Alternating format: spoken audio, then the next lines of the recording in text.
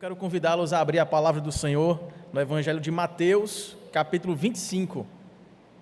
Nós faremos a leitura a partir do versículo 1, nessa tão famosa parábola que algumas Bíblias colocam o título de Parábola das 10 Virgens.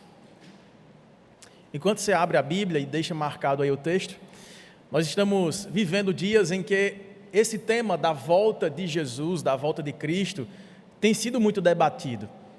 Sempre em tempos de crise humanitária, crise mundial, estamos ainda saindo de uma crise sanitária para uma crise agora de guerras, de rumores de guerras, de ameaças. Há quem se fala em guerras até mundiais. E nessas épocas, sempre os cristãos se lembram das palavras proféticas que Jesus pregou no capítulo anterior a este, em Mateus capítulo 24, acerca do sermão escatológico, onde ele apontava os sinais de que o reino se consumaria. Então, no capítulo anterior desse texto que nós vamos ler agora, Jesus está garantindo para os seus discípulos que, apesar do fato de ele ter vindo ao mundo e precisar voltar para o Pai, que ele garante a sua volta, que ele retornaria para o seu povo, para restaurar todas as coisas. Só que nós não temos aqui, nesse sermão escatológico, os detalhes de como isso vai acontecer, quando vai acontecer, mas nós temos sinais de que, de fato, eles vão acontecer. De que todos os eventos que cercam esse tema do retorno de Cristo dizem respeito à vívida esperança da Igreja de Cristo. De que, apesar de vivermos tempos difíceis, de desamor, de guerras, de confrontos, de ameaças, de ódio consumado uns para com os outros, o Senhor disse que isso ainda não seria o fim, de que o mundo não acabaria em uma guerra, mas de que esse movimento desconfortável, de desamor, de destruição mútua, que está sendo explicado desde que o mundo é mundo, quando caiu em queda, quando caiu em pecado, em rebeldia contra o Criador, que as suas criaturas estão em choque com Ele, e assim também uns para com os outros, mas de que, de fato, nós que cremos no retorno glorioso do Senhor, devemos manter vívida a chama do nosso coração, preparando os nossos dias para o grande dia. E para falar desse preparo para o grande dia, Jesus então escreve 3 parábolas que vêm logo na sequência dessas profecias acerca do retorno glorioso do Senhor, para nos trazer a essa responsabilidade de que devemos cuidar dos nossos dias, cuidar do nosso coração, cuidar da nossa vida, para que de fato os sinais da consumação do reino de Deus possam nos tornar alertas, preparados para receber o Senhor e encontrar-se com Ele. Antes de nós lermos o texto, eu lembro aqui de uma conversa com o pastor Carlos Alberto, conhecido de alguns dos irmãos aqui, quando pastoreava à época a nossa igreja lá em Campina Grande, Igreja Presbiteriana Renascer. Nós fizemos parte ali durante algum tempo, e aí ele sempre costumava conversar com os jovens e trazer um argumento muito forte acerca da validade da nossa fé e de quanto valeria a pena, ou calcularmos o custo e dizer, vale a pena pagar o preço, por assim dizer, manter-nos fiéis, manter-nos crentes, cuidarmos do nosso coração, ainda que em nossa adolescência e juventude, tão ameaçada pelas ofertas do mundo. E o argumento dele era simples: se nós estivermos certos, se a Bíblia ela é verdadeira, se de fato Jesus veio para salvar pecadores, prometendo voltar para restaurar todas as coisas, e que só estarão com Ele aqueles que crerem verdadeiramente no Senhor e viverem para a sua inteira glória, esses estarão salvos, e que também, por outro lado, aqueles que não crerem assim, aqueles que não se prepararem para este grande reencontro, eles não terão a chance, ou uma segunda chance, de estarem com o Senhor em salvação eterna, eles estarão perdidos. Se isso tudo for correto, então vale a pena viver para a glória do Senhor, vale a pena renunciar ao próprio eu, tomar a nossa cruz e seguir Jesus. E aí a pergunta óbvia é, e se isso não for verdade, pastor? E se tudo isso que a gente crê, que a gente estuda, a nossa dedicação, se no final das contas, nós olharmos e assim, tudo isso não passa de um relato religioso, uma crença popular que se tornou espalhada pelo mundo, e agora nós descobrimos que, entre aspas, morremos e não há nada além da morte, não existe vida após a morte. Então, toda a nossa renúncia, o nosso sofrer, a nossa labuta, a nossa santificação, o nosso serviço, as nossas boas obras, o nosso testemunhar, o nosso evangelizar, tudo isso não valeu a pena? E aí ele inverte a pergunta dizendo, se isso de fato não for verdade, o que nós teremos perdido e o que nós teremos ganhado? Na balança ali, praticamente nada, deu na mesma. Mas se tudo for verdade, e a pessoa apostou de que não haveria essa vida, que não haveria essa vida eterna após a morte, aí sim a pessoa fez uma aposta mal sucedida, ela foi imprudente, porque ela apostou que toda a sua vida não valeria o custo de se dedicar em prol de uma expectativa de uma vida eterna, e assim ela arriscou toda uma eternidade por alguns anos de dedicação diante de uma mensagem que nós a chamamos de evangelho. Esse argumento aqui, irmãos, é o chamado argumento de Pascal. Ele é um filósofo conhecido, francês, matemático também, que escreveu um pequeno livro muito famoso chamado Pensamentos. E o argumento de Pascal, ele assim ficou conhecido porque ele é bem simples. E ele diz assim, se você apostar em X e acertar, ganhará tudo. Se apostar em Y e errar, não ganhará nada, nem perderá nada. São duas opções, apostar em X ou apostar em Y. Se você apostar em X, ou você ganha tudo, ou você perde tudo. Se você apostar em Y, você nem ganha nada, nem perde nada. São as duas propostas. E ele continua, ora, trata-se de uma aposta entre ganhar tudo com X ou não ganhar nem perder nada com Y. Em qual dessas opções seria mais racional apostar? Por que escolher Y se nós temos a ganhar com X? E aí, trazendo essa ideia para esse exemplo prático sobre alguém, por exemplo, que é cristão, e alguém que é um materialista, filosoficamente falando, um ateu, e ele está com essas duas opções. O cristão, que percebe-se dentro de um plano de salvação, ele vai apostar a sua vida e vai pagar esse custo de seguir a Jesus, crendo na recompensa dos novos céus e da nova terra, de que tudo isso aqui vai ser reestruturado para a nossa bem-aventurança. E ele aposta a sua vida inteira nisso. E ele guarda o seu coração. E ele mantém a esperança viva. E ele se prepara para o reencontro com o Senhor. Por outro lado, este ateu, ele vai olhar para essa proposta e vai dizer, de que vale a pena eu passar a minha vida inteira apostando em algo que eu não sei se vai acontecer, perdendo as oportunidades de viver o que bem entende e bem desejo aqui no meu presente. E aí, o argumento é que, de fato, você está fazendo uma escolha entre aquilo que é valiosamente eterno e aquilo que é passageiramente prazeroso. E que custo isso terá, se você, usando esse argumento de Pascal, calcular o custo todo, as implicações dessa escolha? Você prefere nem perder nem ganhar nada, ou você prefere apostar e ganhar tudo, ou perder e ficar na mão no fim das contas? É pensando sobre essa balança que nós tomamos decisões práticas em nossa vida, sim ou não?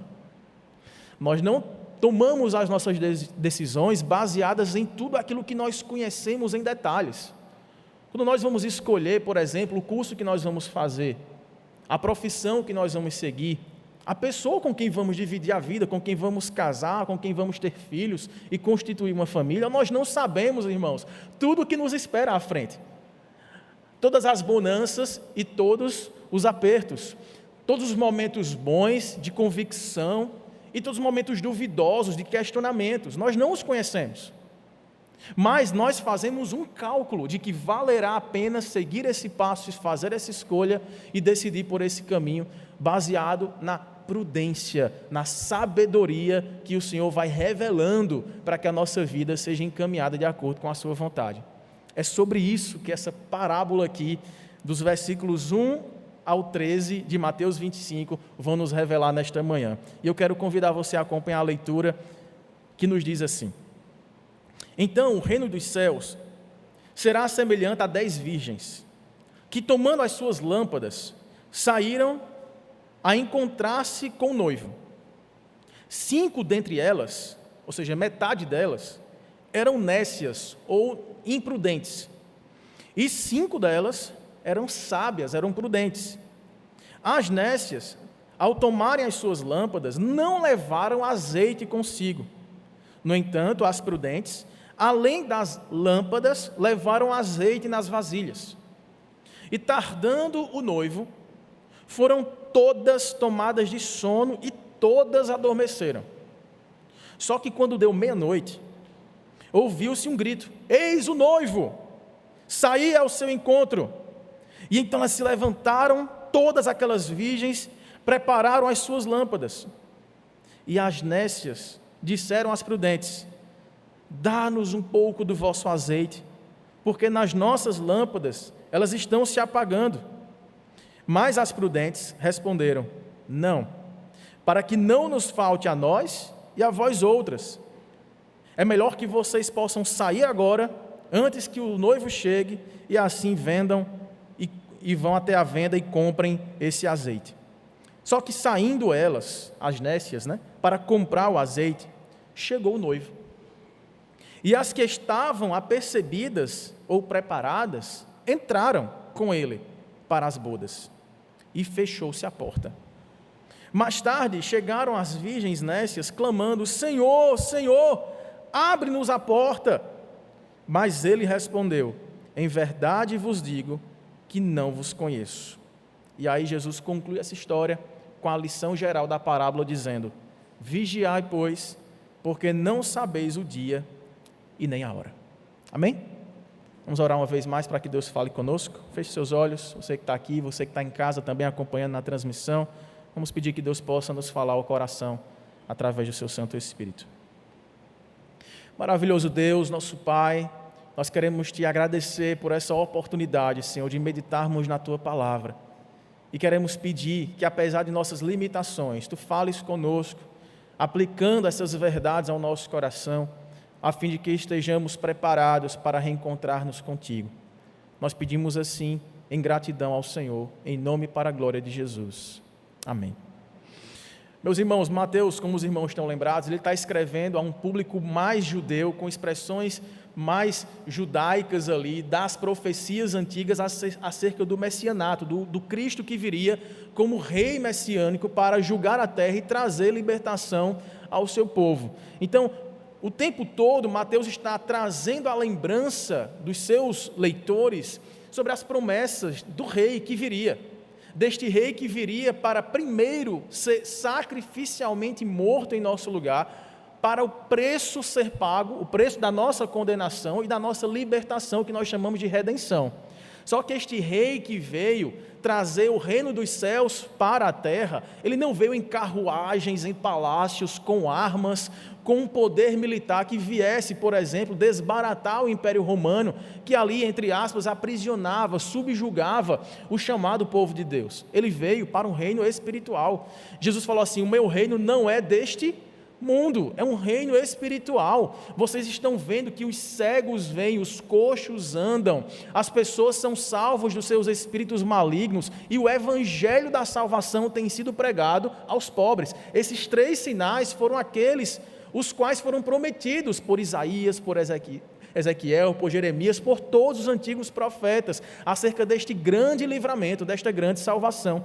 Só que este reino que começa espiritual, começa no nosso coração, ele vai tomando proporções cosmológicas, até que ele voltará para consumar o reino. Então nós vivemos hoje nesse período de tensão, que nós chamamos de já, o reino já veio, e de ainda não, o reino ainda não foi consumado. Porque quando ele for consumado, Cristo voltará não como cordeiro para morrer numa cruz, sacrificialmente para tirar os pecados do mundo. Ele virá como leão rugindo para julgar a terra. Com um cetro de justiça, ele vai julgar as nações e vai estabelecer uma terra restaurada, uma terra redimida, para que o seu povo habite e reine eternamente. Este é o plano que todas as profecias revelam, que Cristo cumpre em si mesmo, em parte nessa primeira vinda e em parte quando ele voltar. Nessa parte final, nessa tensão que aproximava Jesus da cruz, ele está instruindo os seus discípulos acerca da realidade do que era necessário acontecer para que o reino viesse a ser consumado. Ele precisava primeiro trazer a vitória sobre a morte, sobre o pecado e sobre Satanás. Tendo ressuscitado ao terceiro dia, ele voltaria para reinar definitivamente com a sua igreja. Então ele conta essas 3 parábolas aqui para trazer encorajamento e, ao mesmo tempo, senso de responsabilidade, de vigilância para os seus. De modo que, de fato, irmãos, a parábola encerra com essa frase sobre vigiai, porque não sabeis o dia e nem a hora. Essa tinha sido a pergunta que tinha sido feita a Jesus no capítulo anterior. Jesus, quando é que essas coisas suscitarão? Quando é que esse reino finalmente será consumado? Quando é que finalmente os céus e a terra se tornarão novos? E aí Jesus não dá essa data, diz que isso pertence ao desígnio inteiro do Pai, mas que de fato ele voltaria, essa é uma verdade indubitável, e que nós devemos desde já nos preparar para ela. Quando ele conta então essa parábola, a história trata aqui, irmãos, de uma história que deveria ser muito comum a quem estava ouvindo aqui o relato de Jesus. Como vocês devem estar lembrados, Jesus usava desse recurso da parábola para ser mais direto e decisivo em um ensinamento. Então, se ele estava querendo dizer aqui sobre a importância da vigilância para aguardarmos o grande dia do seu retorno, ao invés de ele ficar trazendo aqui palavras argumentativas, lógicas, mostrando aqui que de fato valeria a pena calcular o custo da vida toda, tendo em vista a eternidade, ele conta uma história, para que se torne mais vívido e traga um poder de maior decisão para a sua audiência. Então ele faz isso contando essa história, e ela começa dizendo que o reino dos céus será semelhante a 10 virgens, e que elas, tomando as suas lâmpadas, elas deveriam sair ao encontro com o noivo. Então aqui, de cara, nós temos um contexto de um casamento à moda antiga do judaísmo praticado na época. Os irmãos devem estar lembrados, se o casamento judaico, nos moldes judaicos desse tempo antigo, era a principal celebração social, e que não era apenas uma noite, demandava pelo menos uma semana de festejos, de várias cerimônias. Nós aqui ocidentais estamos acostumados com a cerimônia do casamento, que passa por um momento ali que não dura mais do que um dia, mas eles estavam acostumados a fazer uma grande festa familiar, juntar amigos, pessoas da cidade, e isso incluía uma procissão. Essa procissão está aqui ilustrada nessa história com 10 virgens, ou 10 moças, que provavelmente eram amigos íntimos, ou amigas íntimas da noiva, e que elas estavam aguardando o noivo chegar para saírem para esses festejos, para essa procissão, para essa caminhada noturna que fazia parte da tradição da época. Quem explica melhor essa tradição é o teólogo americano D.A. Carson, bem conhecido de alguns irmãos, que ele dizia assim: normalmente o noivo, com alguns amigos íntimos, deixava sua casa para ir até a casa da noiva, onde havia várias cerimônias, seguidas de uma procissão pelas ruas, depois do anoitecer, até a sua casa. As 10 virgens aqui desse texto, dessa história, podem ser madrinhas que ajudaram a noiva, e elas esperam encontrar o noivo em sua vinda da casa da noiva. Esperava-se que todas ou todos na procissão carregassem sua própria tocha ou sua própria lâmpada, sua própria lanterna, porque era uma caminhada noturna. E esse dado é interessante. Aqueles que não tinham a sua própria tocha seriam assumidos como penetras, como invasores da festa, como mesmo bandidos, pessoas que não estavam ali com boas intenções de celebrar aquela nova família sendo constituída. Então essas festividades, que poderiam durar vários dias, começariam formalmente na casa do noivo. Então, com esse contexto histórico sobre essa festa de casamento, nós temos um noivo que sai da sua casa para encontrar, junto com amigos íntimos, a sua noiva com amigas íntimas, e eles sairiam em festejos, com músicas, com batuques, com danças, pela cidade à noite, e cada um deveria ter a sua lâmpada na mão. Se alguém fosse apanhado dentro daquela festa sem a lâmpada, era sinal que ele poderia estar sendo um invasor daquela festa. Então ele poderia ser ali excluído, ele não deveria fazer parte. Então daí o contexto em que Jesus está contando essa história acerca desse casamento, e a tensão começa quando Jesus fala que metade desse grupo, das amigas da noiva, não estavam preparadas, não estavam carregando a sua própria lâmpada. Elas tinham a lâmpada, mas não tinham a lâmpada completa, não tinham o combustível para mantê-la acesa. Então veja que elas tinham a lâmpada, elas poderiam ali acender o pavio da lâmpada, ela poderia ficar acesa na chegada do noivo, sim ou não? Poderia, mas ao sair para a procissão, por não ter o óleo ali, o azeite, o combustível para manter aquela chama acesa, a lâmpada fatalmente o quê? Se apagaria. Caso isso acontecesse, elas não poderiam prosseguir naquela caminhada, naqueles festejos, não poderiam chegar ao local dos comes e bebes, das bodas, né? Do banquete ali preparado pelos noivos. Então, a tensão se dá quando este grupo começa a se demorar, ou percebe a demora do noivo. Elas estão esperando ali o noivo chegar com os amigos, e o anoitecer já chega, as horas vão passando, e elas percebem que de fato o sono chegou, o cansaço bateu. Talvez, se realmente elas eram madrinhas aqui da noiva, amigas mais íntimas da noiva, elas deveriam ter passado o dia ajudando a noiva a se arrumar, a se preparar. Então havia certo cansaço ali, junto com uma certa ansiedade, para que as festas começassem, os festejos pudessem continuar, e elas acabam, todas as 10, não só as 5, as 10 moças pegam no sono, tiram um cochilo ali para aguardar o noivo chegar. Alguém que está fora, não sabemos se é um dos amigos do noivo que vai na frente para avisar a chegada do noivo, começa a gritar e dizer: ei, o noivo está para chegar, sai ao encontro do noivo. As 10 acordam, as 10 ouvem esse grito, e elas saem à porta. Só que aquelas 5 que não tinham azeite, que não tinham óleo em suas lâmpadas, começam a se preocupar e começam a clamar, a pedir socorro àquelas outras 5 amigas que tinham levado o seu azeite. E esse momento de tensão, ele se torna ainda mais complicado quando nesse pedido, ou esse pedido é negado. Veja lá no versículo 9.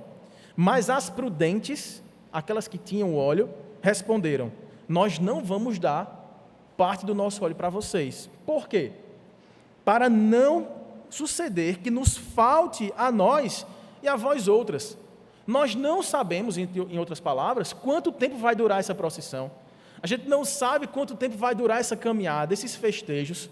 Se a gente dividir com vocês, pode ser que falte para a gente e falte para vocês.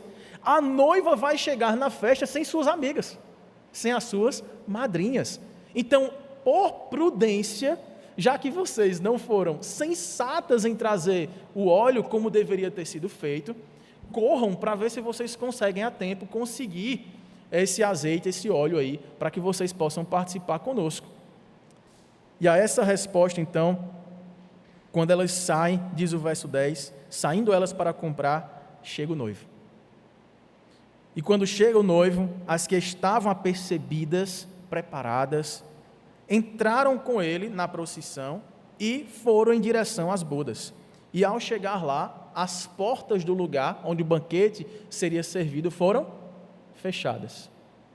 E aí, mais tarde, no verso 11, chegaram as virgens nécias, clamando à porta daquele lugar: Senhor, Senhor, abre-nos a porta. Só que aí, ele respondeu.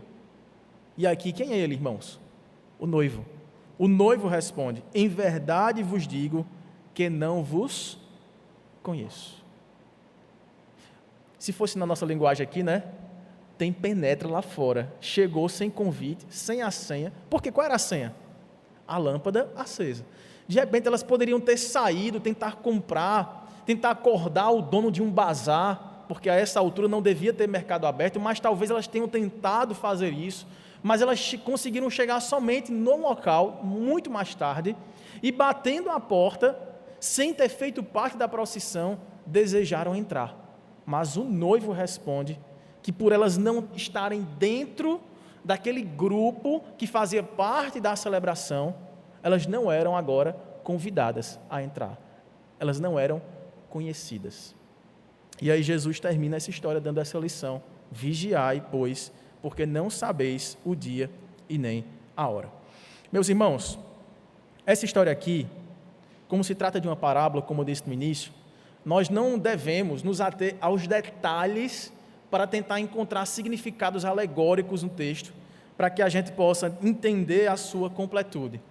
Na tentativa de fazer isso, os irmãos devem estar lembrados que antigamente os primeiros escritores cristãos, chamados pais da igreja, tinham por conta da cultura literária da época, tinham esse costume de tentar alegorizar alguns textos, né? E nós sabemos que parábola não se dá para isso. Ela tem uma história para explicar um contexto, para que nós aprendamos uma lição geral. É lógico que essa lição geral, que aqui ficou claro, estejam preparados, vigiem para a vinda do Senhor, mas ela tem as suas implicações práticas, nós chamamos de aplicações mais específicas, mas nós não devemos atribuir significados específicos a cada um dos elementos, às virgens, à noiva, à lâmpada, ao óleo, nada disso. Mas na tentativa de fazer isso, por exemplo, Orígenes, que era um dos pais da igreja, ele imaginava que esse óleo aqui, que foi o elemento decisivo, aquilo que faltou para algumas, ele causou a entrada nos festejos, ele teria o significado de boas obras. Então, na vida do cristão, em preparação para receber Cristo quando ele voltar, se não tiver boas obras, não participará dos festejos eternos. Agostinho, que já é um pouco mais à frente aqui, no século V, ele vai dizer que, e aí de forma bem mais poética e completa, né? Ele vai imaginar alegoricamente que esse azeite aqui, esse óleo, esse combustível das lâmpadas, representaria o coração do homem queimando com uma consciência pura da glória interior manifestada pelas boas obras.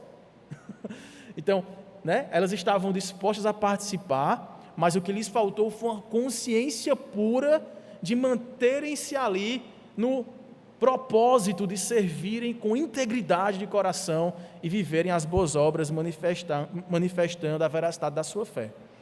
Lutero, que já é, né, muitos anos à frente, lá no 16º século, Lutero, que se preocupou muito com o tema da fé, porque o combate principal de Lutero no início era exatamente o cuidado de não colocarmos as boas obras antes da fé, como que as boas obras sendo um meio pelo qual nós alcançamos a salvação. Ele intensificava os seus ensinos, sua pregação acerca da fé, que na graça de Deus nos justifica dos nossos pecados e, claro, nos conduz às boas obras. Então, para Lutero, ele disse que esse azeite aqui, esse óleo, ele representava uma fé genuína. Então, para ele, havia 10 meninas, 5 tinham uma fé genuína, 5 não tinham essa fé genuína, e isso foi decisivo para fazê-las entrar ou não nas bodas do noivo. E outros escritores, né, pós-Lutero aí, eles traziam uma ênfase maior, usando inclusive textos bíblicos, textos lá do Antigo Testamento que falavam sobre a presença do óleo dentro do templo, que representava a oração dos santos, né? Naquele altar do incenso, havia o derramamento do óleo ali, que representava toda essa presença espiritual. Ele entendia que o óleo, alguns escritores entendiam que o óleo se tratava do Espírito Santo, da presença do Espírito Santo, da unção do Espírito Santo, do encorajamento e da confirmação do Espírito Santo. Para além de todos esses detalhes, irmãos, tudo isso não nos é útil para compreender essa lição geral e as suas implicações. A nós nos cabe entender aqui a lição geral e aplicar ao nosso coração de acordo com as nossas necessidades. Algumas verdades que são bem claras no texto aqui. Primeira delas, todas as moças amigas da noiva, elas tinham alguma coisa em comum. Elas estavam ali participando ou prestes a participar de uma mesma celebração. Elas estavam no mesmo local. Todas elas tinham uma lâmpada nas mãos. Todas elas estavam cansadas. E todas elas estavam ali percebendo uma certa demora do noivo em chegar. E todas elas dormiram por causa do cansaço e da demora do noivo. Se você observar, por exemplo, o versículo de número 5, diz claramente que houve um certo atraso do noivo. Tardando o noivo, demorando o noivo, e essa demora frustrava a expectativa dessas moças, todas elas foram tomadas, foram vencidas pelo sono e adormeceram. E aí, à meia-noite, ouviu-se o grito e finalmente chegou o noivo. A primeira coisa que a gente aprende aqui: se todas dormiram, todos que devem estar preparados para esse encontro com o Senhor, quando Ele retornar para nos buscar, nós não devemos fazer dessa espera, que para nós é uma espera cansativa muitas vezes, dolorosa muitas vezes. Nós clamamos junto com a igreja de todos os tempos: Maranata, ora vem, Senhor Jesus. Olha a situação em que estamos, olha o mundo caótico que o Senhor havia proferido, todas aquelas advertências e alertas. Nós precisamos que o Senhor volte, que o Senhor venha logo. Mas não é uma espera que deve nos levar a uma inquietude. Deve nos fazer dormir e descansar. O fato daquelas 10 moças terem dormido não as colocou em uma situação de desprezo do noivo quando chegou. Houve um aviso e todas ouviram o mesmo aviso. O que foi decisivo para elas não foi o fato de estarem ansiosas, em alerta, perturbadas, olhando a porta, indo na esquina de 10 em 10 minutos para ver se o noivo chegava. O fator decisivo foi se elas estavam ou não providas daquilo que era necessário para a chegada do noivo. Portanto, nessa espera, irmãos, que muitas vezes para nós é tão difícil, e alguns na ansiedade de facilitar, digamos assim, esse caminho de esperança de um coração que está esperando pela chegada do rei, começaram a atribuir datas, marcar eventos. Agora sim, Jesus vai voltar, porque tais e tais sinais estão acontecendo. Quando na verdade, como nós dissemos no início, esse capítulo inteiro de Mateus 24, do sermão profético de Jesus, ele disse que nós já estamos nos últimos dias, desde que Jesus venceu a morte, o pecado e Satanás na cruz do Calvário. E de que nesses últimos dias haveria guerras, rumores de guerras, desamor, haveria perseguições, fome, haveria desavenças, desunião, ódio, e que o amor se esfriaria de quase todos, mas que isso ainda não era o fim. Eram sinais de que, de fato, Ele voltaria para tornar novas todas as coisas. Então, embora nosso coração muitas vezes seja movido por expectativas messiânicas do retorno do Messias, assim como esses judeus que aqui ouviam Jesus estavam há muitos séculos ansiosos, aguardando a chegada do Messias, nós não devemos ser confundidos por falsas expectativas, mantendo-nos ansiosos e muitos até com medo de Jesus voltar em algum momento em que nós não estivermos alertas, servindo na igreja. Meu Deus, não volte enquanto eu estiver dormindo, vai que eu tenha um sonho, mesmo na hora, que não seja aquele melhor sonho. Senhor, não volte naquela hora em que eu esteja lá no meio do meu trabalho, o momento mais tenso de fechar as contas, de pagar os meus funcionários, de declarar o meu imposto de renda. Nessa hora não, Senhor, porque aí o Senhor sabe, né? Pode ser que eu não esteja assim tão pronto para esse momento.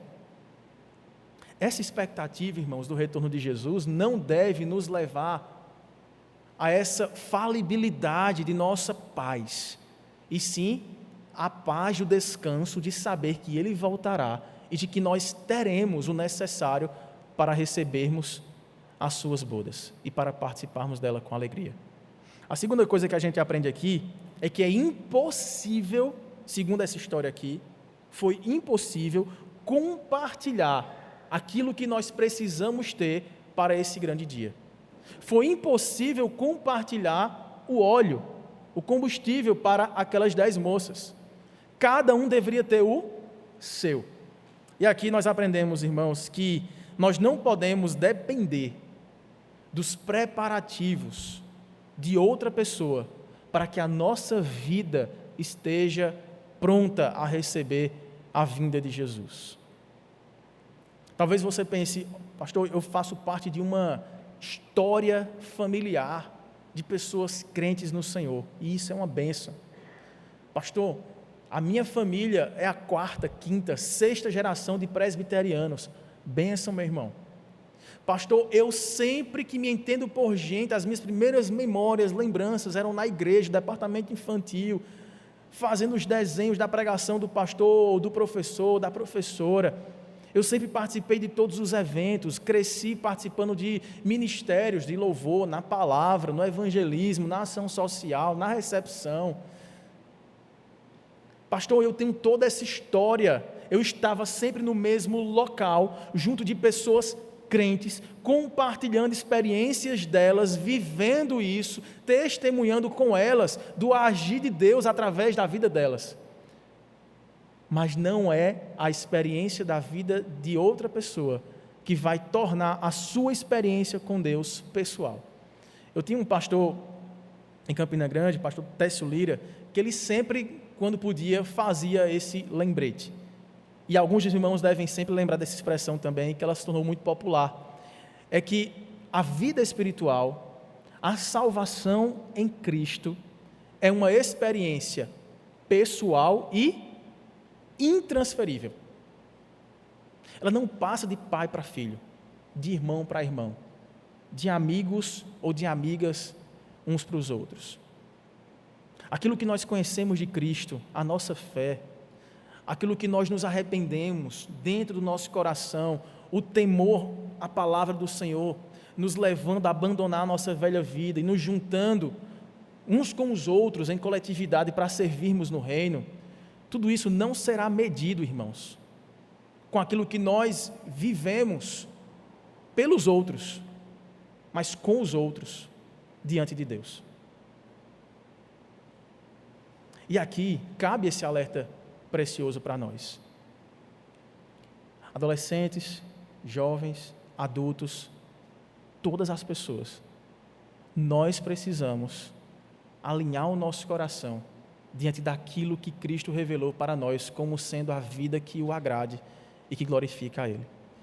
Quantas vezes nós temos sido confundidos com agendas sagradas, atividades ministeriais, achando que por estarmos no meio, por estarmos relacionados nos grupos, nas festas, nas procissões, nós podemos simplesmente não nos preocupar com a nossa própria preparação e não nos prover daquilo que de fato decide o custo da nossa vida, se valeu a pena ou não participar de tudo isso, se envolver com tudo isso, se o nosso coração estava desamparado do mais precioso bem, que é a presença do Senhor em nós, alimentada pela palavra, pela prática da oração, pelo discipulado, pelo ensino mútuo, pelas admoestações contra os nossos próprios pecados.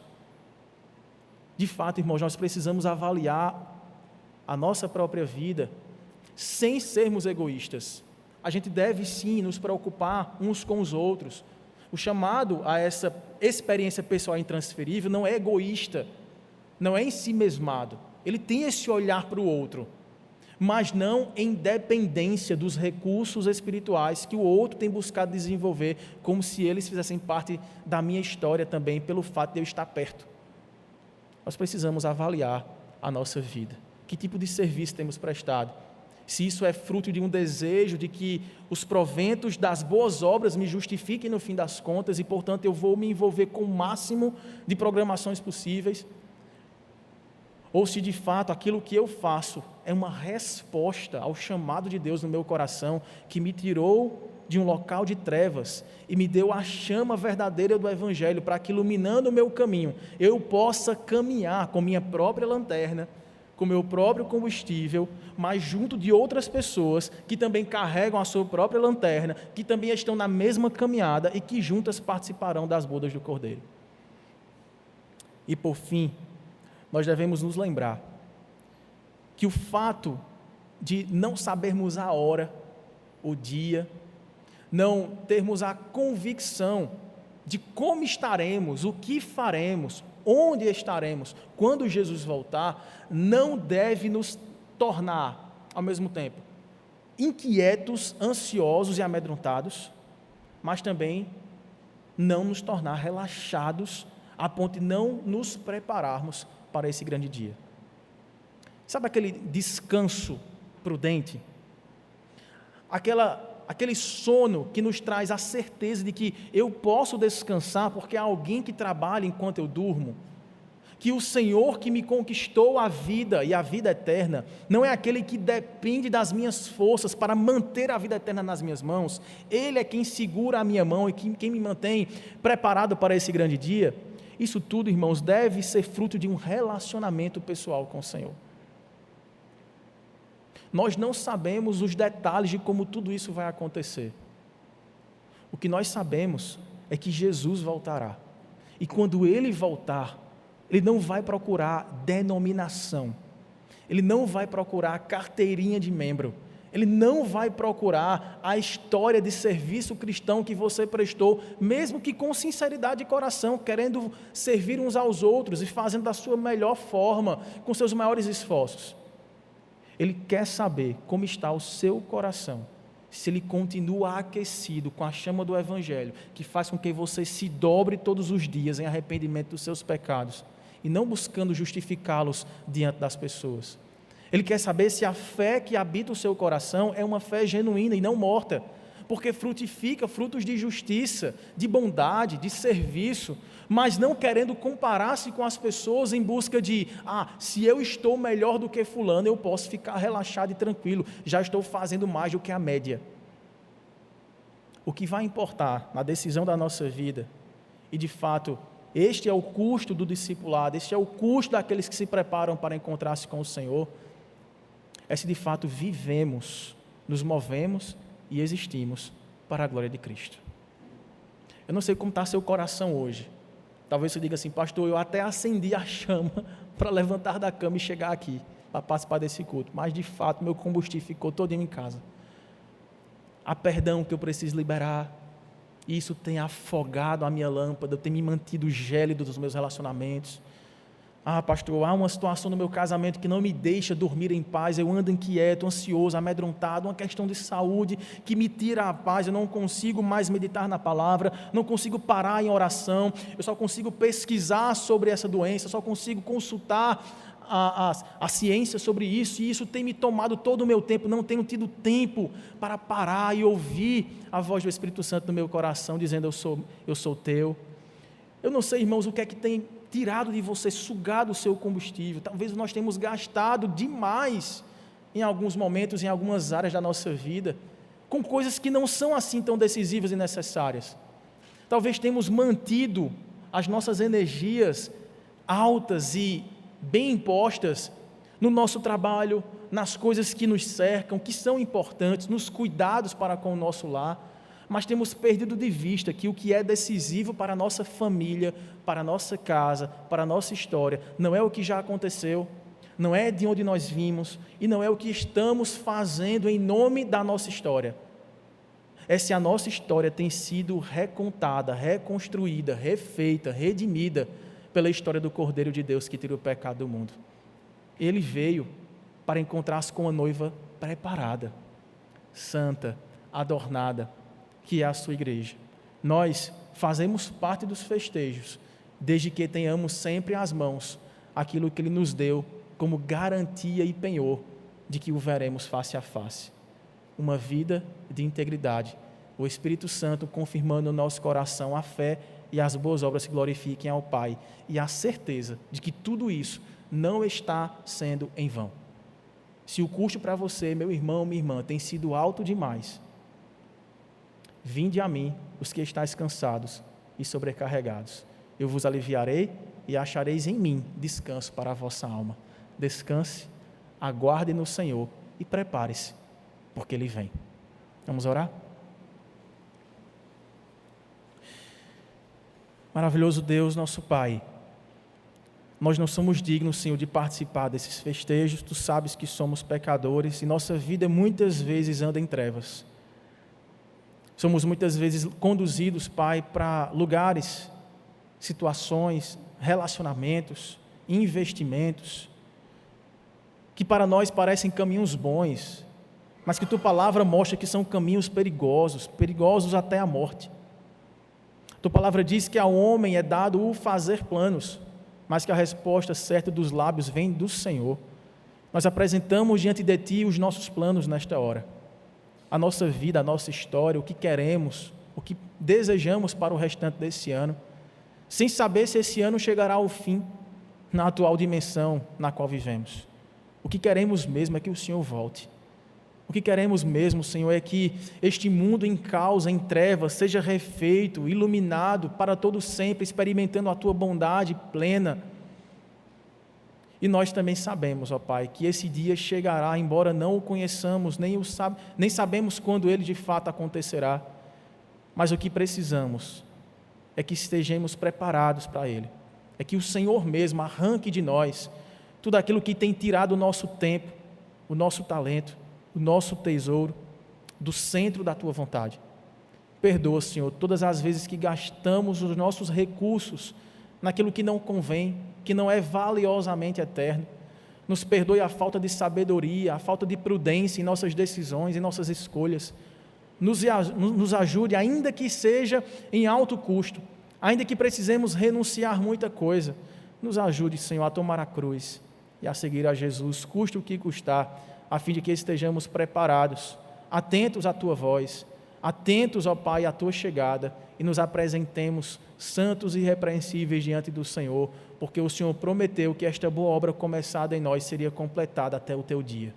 Nós aguardamos o Teu dia e pedimos: vem, Senhor, estamos aqui, prepara-nos e nós estaremos contigo para todo sempre. Em nome de Jesus. Amém.